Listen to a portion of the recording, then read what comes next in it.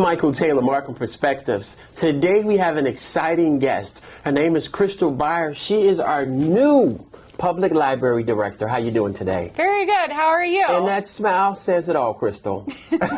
Well, very happy to be here. You know what? We met a few months ago. We were talking about how to get you on the show, right? Right. And of course you are racing, doing positive things. Talk to the mayor about you. He's like, wow, we did great when we got Christal. Wow. Well, that's really wonderful to hear. What's happening at the library? Tell me about it. Well, we have a lot happening. We have a children's garden that we nicknamed the Children's Nature Nook that was just installed by Nordson Green Earth, this wonderful organization that believes in preserving tree equity in different communities. So they already installed a small forest over by the Markham courthouses. And so I met them at a city council meeting, and that led to future conversations about a possible children's garden. And they received a grant for the Markham Public Library to do all these great green space initiatives. So we just installed the Children's Nature Nook, but we have a ribbon cutting ceremony coming up, and I brought the date with me just so I could tell you. This is what a great librarian is, right? Yes. A person that's thorough and organized. Well, I try. It's on Tuesday, October 18th, and the ribbon cutting is at 4 p.m. We've been so very lucky to have Bremen Township High School students come out and paint the mural inside the Children's Nature Nook. So it looks like an open book that has butterflies and books on it. Absolutely beautiful. It's beautiful, and we've been so lucky to have this community project, so we're very blessed. Now, when you talk about a garden, what's in the garden? Is it like vegetables in the garden? What's in the garden? It's it's a mixture of prairie plants, plants that will attract the pollinators, and other are plants that will grow back in the springtime. So right now we're just focusing on keeping everything really moist and nutrient dense in the garden, and there's tree stumps for children to be able to sit down. We can have story times out there, but we can also do cool science exploration programs to study the nature aspect. So for me, it was really about tying together literacy to the natural world. Now let's talk about the younger Christal, right? Sure. When you were a little girl, right? Sure. So how did you become a librarian, right? Yes. You love books? Yes. Tell me about your background. How did you get from that point to this point? Well, I fell in love with reading when I was grounded, actually, in school. How old were you? I was 10. Okay. I forget what I did to make my mom upset with me, but she grounded me for 2 weeks, and there was no. It turned out to be a good thing. It did. So it turned me into a reader because I read Gone with the Wind. That was the first book that made me fall in love with reading. Wow. And then I saw the movie and put the two together. Yeah. And you're like, wow, this is cool. Right. So I just kept reading, and eventually I went to college, and my first college job was in the university library, Founders Memorial Library at Northern Illinois University. Okay. So I kept working in libraries since 1998, academic first and then public. So it eventually led me to the here and now after pursuing my graduate school degree, library and information science. So then I was officially a librarian, and then I eventually came here. So now, do you see a lot of young people coming into the library that remind you of you with a love for reading and love for books? Yes, I do, because there's children that come to the library that sometimes, maybe parents want to bring them in to get one or two things, and they're coming in because mom and dad are kind of making them go. But then I see other kids who are a little bit more excited and curious to read, and they're curious about things. So if we can connect readers to good books, then that's even more exciting. And, plus there's a variety of other materials that they can use to supplement that. And we're having all kinds of upcoming events like our STEAM fair to stimulate curiosity. Tell me about the STEAM fair. Sure. I want to get stimulated by that. How does that work? Well, so it's going to be on Saturday, October 8th at 12 o'clock p.m. till 2 p.m. And we have different community partners coming in to present either different equipment or different experiences at the library for young people to enjoy. And this all falls under the umbrella of science, technology, engineering, art, and math. Wait, that's the big word. Say it again. That's STEAM. That's the big STEAM. Science, okay, technology, engineering, art, and math. Who named that? Did you name it that? I did. But other people, STEAM has been around as a concept for a long time. Other people say STEM and they don't include the art. I love art, so I feel like it's important to include it. And so we'll have different science experiments, different maker technologies, different drones from the sky coming in, things that fly, things that explode. We'll have all kinds of things to draw interest from the young people and let them have good experiences at the library. You know what I love about talking to you? You're excited, very vested, and passionate about learning and helping people, helping kids, right? That's what it's about. What's something that you learned about you in your tenure here as our director of the library, City of Markham? I learned how much I really enjoy community engagement, and community partnerships have been really thriving for the library, and that has been just so insightful to help me understand community needs. What does this community need? What is Markham's story? You know, and the answer is there's a million stories in the community, and every single one of them is important. And how does the library help the people of Markham? And we also serve residents of Posen. How does the library help the residents? What can the library do? And there are so many different things that we're doing right now that it's an incredibly exciting time. Well, let me say this. What have you learned about the city, the City of Markham? What have you learned about the city? Did anything stick out? Yes, there is a strong pride in Markham. Residents who have been here for a long time, they're very proud of being from Markham and still living here, and the friendships and bonds that they have formed within the community are very strong. And they love their aldermen, they love the mayor, they have, you know, deep-rooted community ties, and they take pride in that.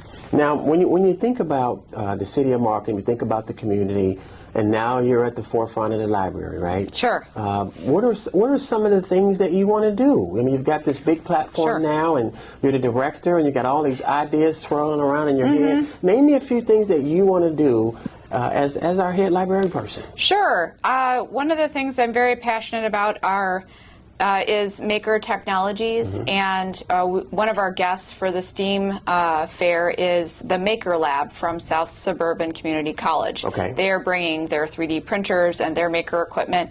I would like to see Markham Public Library have maker technologies that are available for classes and teaching the public how to use them. How would they benefit? And, you know, that varies from person to person, but the ability to make things and design things is very good for young minds to adult minds to be able, that could lead to a career in business, that could lead to engineering, that could lead to all kinds of different ways to keep income alive in different homes, or to create new career paths in conjunction with the college. There's a lot that can come from maker technologies. So I'd like to see that get developed at our library. I also would like to see our a community garden be installed in the library so that, you know, people of all generations can get together. Yes. It could be an intergenerational activity where we have, you know, kids that are planting and seniors are planting, and everyone's just having a good time, and we can use it as an opportunity to talk about nutrition and healthy eating and recipes. It just goes on and on, doesn't it, Christal? It does. It has a trickle-down effect. I love it. Yeah. Now, you got anything planned special for Halloween, Thanksgiving, and Christmas? You got the three big ones. What do you got planned? What's the biggest thing you got going? Well, we definitely have, closer to Halloween, a activity for painting pumpkins.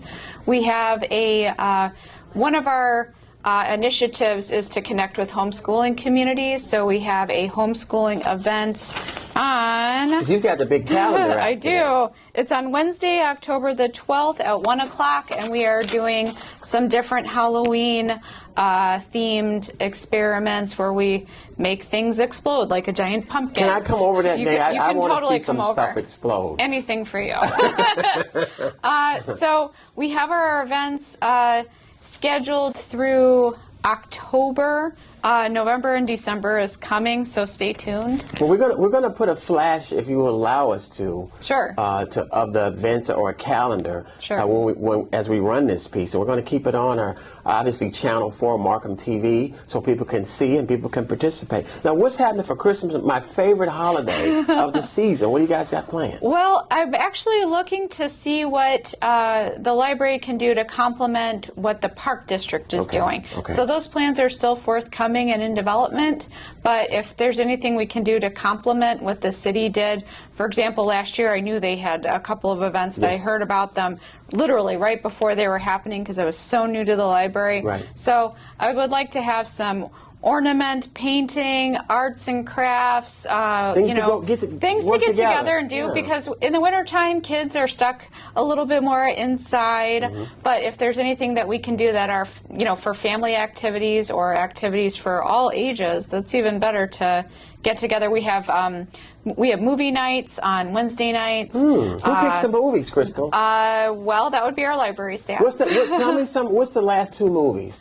The last if you can think of movies, I actually didn't get which movies we were playing for the last couple of weeks. So someone else is doing it. You've been so busy doing all the other stuff, right? Yeah, another staff member is overseeing that one. But yeah, anything to get people together and out of the house to have something fun to do. Sometimes we have people that come into the library just looking for something fun to do. And if that's the case, that's great if we have some activities lined up. What about your staff? I heard you had a great staff. Right? We do. And we do. Tell me a little bit about the staff.